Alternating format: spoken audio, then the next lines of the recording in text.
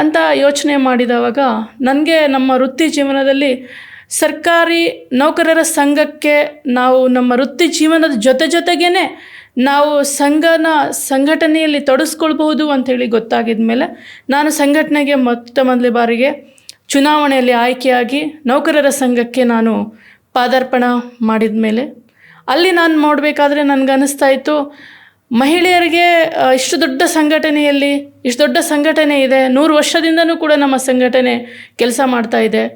ರಾಜ್ಯ ಸರ್ಕಾರ ನೌಕರರ ಸಂಘದ ಹೆಸರಲ್ಲಿ ಬೃಹತ್ತಾಗಿ ಮತ್ತು ದೊಡ್ಡ ಮಟ್ಟದಲ್ಲಿ ಒಂದು ಸಂಘಟನೆ ಇದೆ.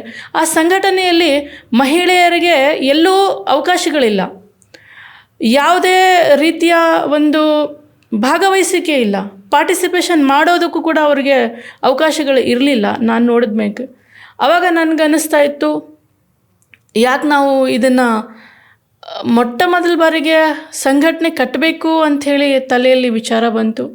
ಅದನ್ನು ನಾನು ನನ್ನ ಸಹೋದ್ಯೋಗಿ ಮತ್ತು ನನ್ನ ಸ್ನೇಹಿತರಾಗಿರ್ತಕ್ಕಂಥ ಶ್ರೀಮತಿ ಶಶಿಕಲಾ ಅವ್ರ ಹತ್ರ ಹೇಳಿದವಾಗ, ಇನ್ನೂ ಅನೇಕ ಜನರ ಹತ್ರ ನಾನು ಅನೇಕ ನೌಕರರ ಹತ್ರ, ಅನೇಕ ಜನಪ್ರತಿನಿಧಿಗಳ ಹತ್ರ, ಅನೇಕ ಸಾಹಿತಿಗಳ ಹತ್ರ, ಮಹಿಳಾ ಸಾಹಿತಿಗಳ ಹತ್ರ, ಮಹಿಳಾ ಚಿಂತನೆ ಏನು ಮಾಡ್ತಾರೆ ಅವ್ರ ಹತ್ರ ಈ ಒಂದು ಪ್ರಸ್ತಾಪವನ್ನು ಮಾಡಿದೆ.